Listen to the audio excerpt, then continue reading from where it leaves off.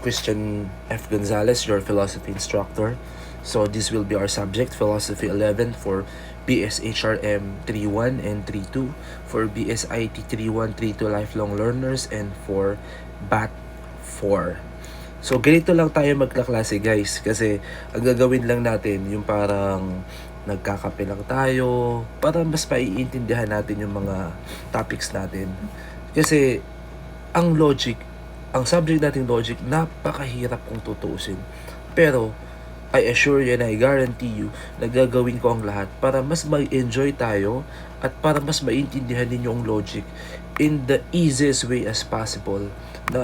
At syempre sa tulong ko na rin. So, let us start with chapter 1. So, chapter 1 is the introduction to philosophy. So, our course objectives, let me just read. At the end of the chapter, the students are expected to, number 1, state the meaning of philosophy. It's an etymological and real definition. So, understand the two parts of wisdom, cite the importance of philosophy to human life, and of course, to list and explain the branches of philosophy. Now, let us define what philosophy is. So, etymologically speaking, philosophy comes from the two Greek words philia, meaning love, and friend, or friend, and sophia, meaning wisdom. Hence, philosophy is the love for wisdom. A person who engages himself to philosophy is called a lover or a friend of wisdom. In short, he is called a philosopher. Now, it was Pythagoras, an ancient philosopher, who coined the term philosophy, but it was only during the time of Socrates that the term philosophy or the concept of philosophy become very, very famous. Now we go to the real definition of philosophy. Philosophy is the science that studies all things and their ultimate causes through the aid of natural reason alone. So bakit siya science? It is science because it establishes, it is a knowledge that establishes which is established based on facts and others empirical observations. Meaning to say guys, hindi siya base sa mga hula, hindi siya base sa mga teorya, hindi siya base sa mga chismis, hindi siya base sa mga hearsays, kundi itong mga knowledge na na-build natin sa philosophy, solid na itong mga to. Kumbaga, proven and tested as in science. Pangalawa, its subject matter is everything. Since philosophy studies everything, okay, man, philosophy of man. Yan, philosophy of man yan. World, cosmology. God, theodicy. Being, metaphysics. Soul, philosophy of man, and rational psychology. Yan, lahat yan, dinidiscuss natin sa philosophy. As seen in history, there is a shift from the concentration of philosophy from the ancient period to the medieval period to the modern period to the contemporary period.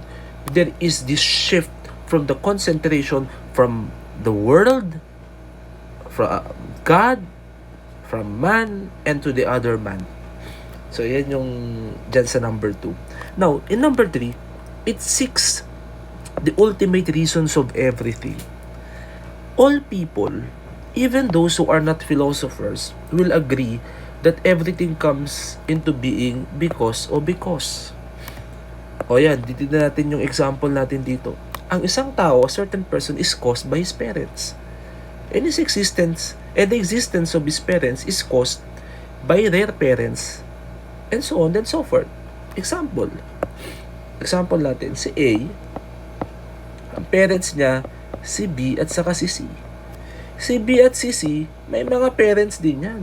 At ang mga parents na yan, may mga parents din yan. And so on, babalik tayo at babalik-balik tayo hanggang sa matrace natin kung sino nga ba yung talagang pinagmulan ng lahat.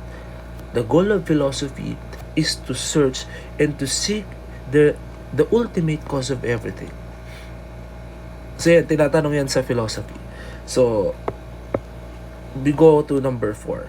So number 4, in this quest or search, philosophy uses just one tool, and that is natural reason alone. Ito lang, wala nang iba. Natural reason alone.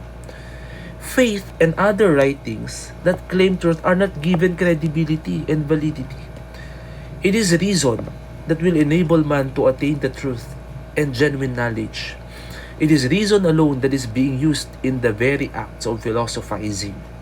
Meaning to say, hindi natin gagamitin ang Bible, hindi natin gagamitin ang religion, hindi natin gagamitin ang traditions, hindi natin gagamitin ang mga paniniwala, ang mga haka-haka, ang mga superstitious beliefs. For example, kapag nagwalis ka daw kapag gabi, lalabas yung swerte at kung ano-ano pa. Because these things ay wala namang ebidensya na kung saan nagpapatunay na sila ay totoo. So we will only be using natural reason alone in order for us to attain our goal of knowing the truth. Now, to continue, dapat pag-aralan din natin itong parts of wisdom or the parts of wisdom. Kasi, kailangan nating malaman ito sa philosophy because the philosophy is divided into two. Sinabi ko nga sa inyo kanina. Okay? Sophia, wisdom, and of course, love. Pero punta muna tayo dito sa wisdom kasi mas madaling ipaliwanag ang wisdom kesa sa love. Okay? Now, let me just sip my coffee for a while. Okay?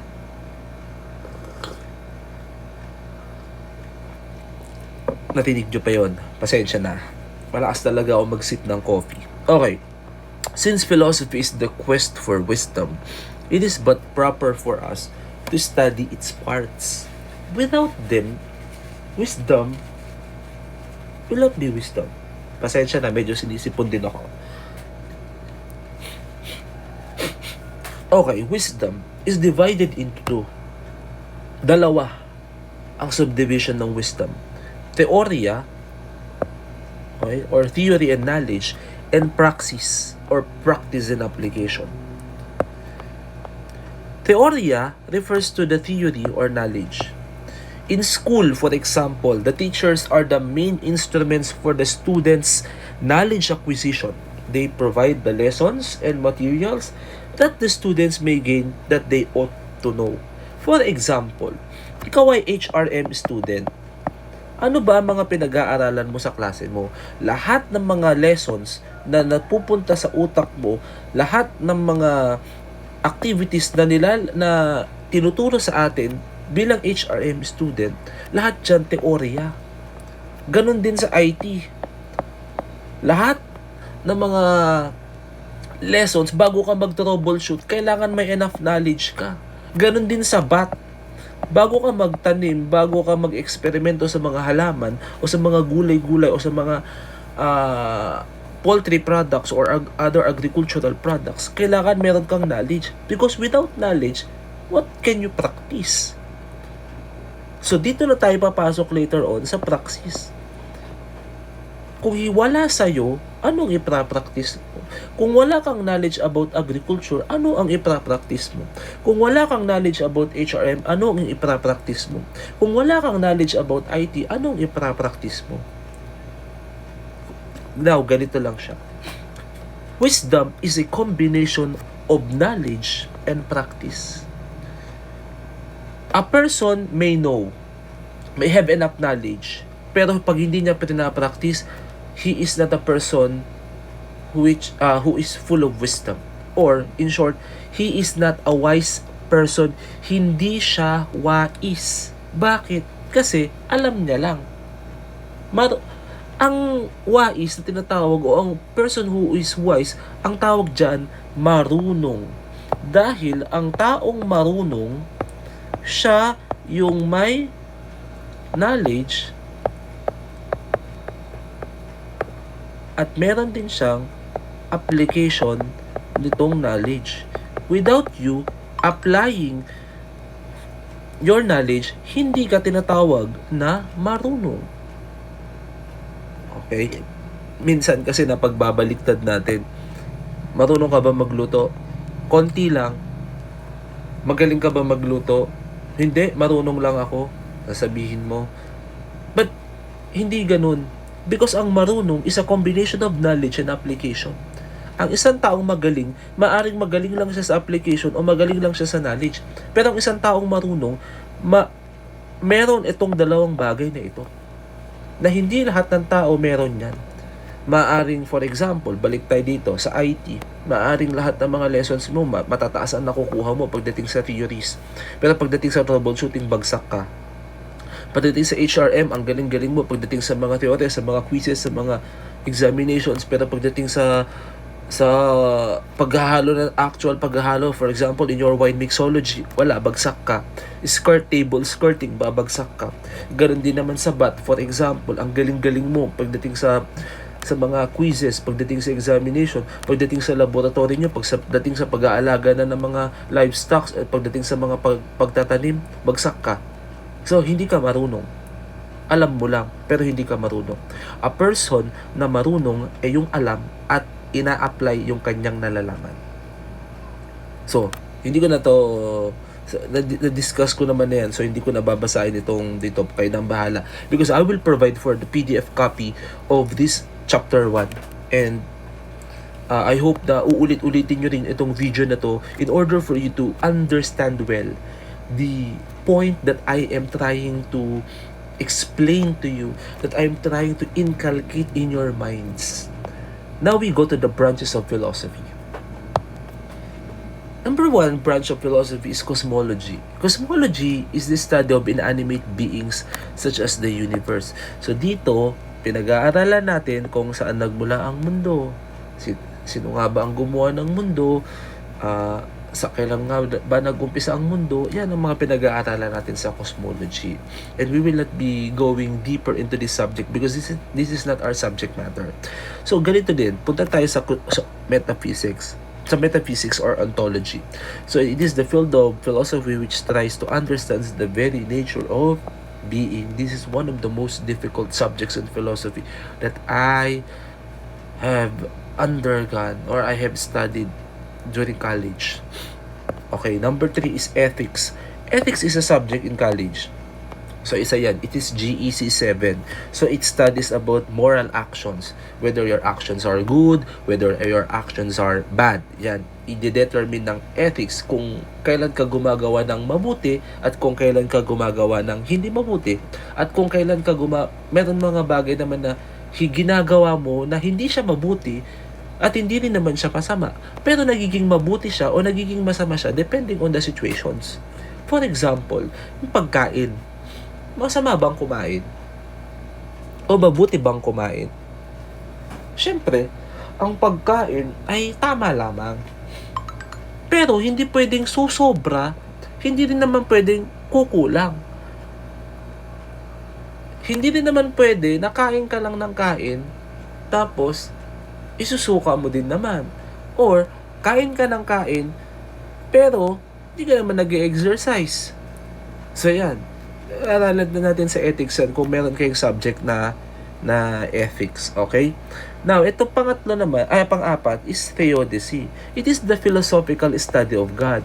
Mind you guys, theodicy is different from theology, which is the science of God.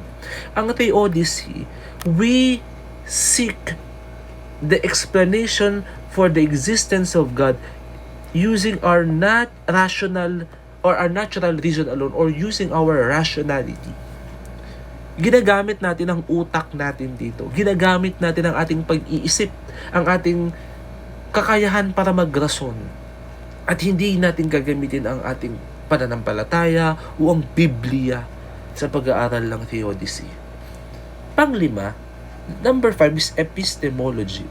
Epistemology is the philosophical search for the answers for the fundamental questions concerning human knowledge, its scope, and limitations. One of the most famous questions in epistemology is, how do you know that you know? Paano mo nalalaman na nakakaalam ka? At kung tatanungin mo yun, at kung sasagutin mo pala yun, kasi alam ko, paano mo nalaman na alam mo? Paulit-ulit na tanong, and it will lead to a vicious cycle na kung saan paulit-ulit talaga yung sagot mo. Tatanungin ka, tanong, sagot, tanong, sagot, tanong, sagot, tanong, sagot. So, sa epistemology, pinag-aaralan lang dito saan ba nanggaling ang human knowledge. Is it innate in us? Or is knowledge acquired through the senses? Yan ang pag-aaralan natin dyan sa epistemology. Ngayon, ito namang pang-anim is philosophy of man.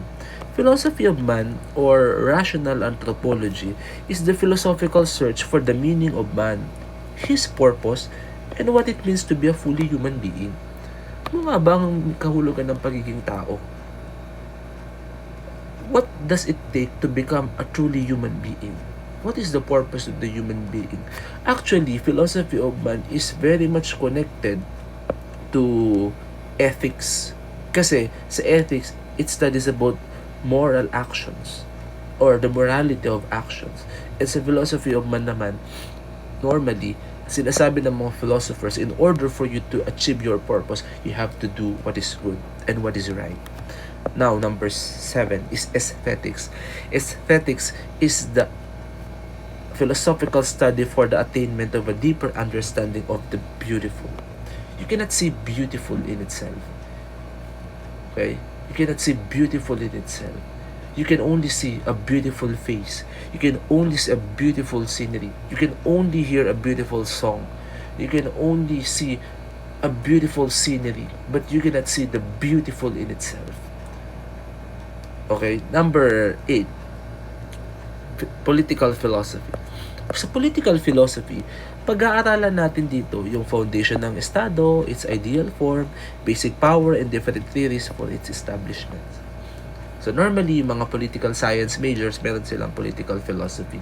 Kasi ang mga philosopher na pinag-uusapan nila, sila Socrates, sila Plato, si Aristotle, si Thomas Hobbes, and the like. Now, another one is social philosophy. Social philosophy is the study or the philosophical study of man in relation with other men, the state, the family, and the church. Because man is not no man is an island. You should always remember that, guys, or class. No man is an island. You cannot live alone. In everything that you do, kailangan mo ng ibang tao or kino-consider mo yung ibang tao sa mga bagay-bagay na ginagawa mo. For example, bakit nga ba ako naliligo? Naliligo ako not only for me to maintain my hygiene or proper hygiene. Naliligo din ako because of other persons. Why? Dahil gusto ko pag naamoy nila ako, hindi ako mabaho. 'Di ba? Ganun din sa inyo. Ang bawat isa sa atin, ba't ka ba nagsusuklay? Ba't ka ba nag-aayos? Not only because you want to look good for yourself, but you want to look good for other people. Para hindi ka sasabihin na ang pangit-pangit mo. O hindi ka sasabihin na, ba't yung iba nagda-diet? Para hindi ka sasabihin, taba-taba mo. Bakit yung iba nagpapaputi? Para hindi ka sasabihin, ang itim-itim mo.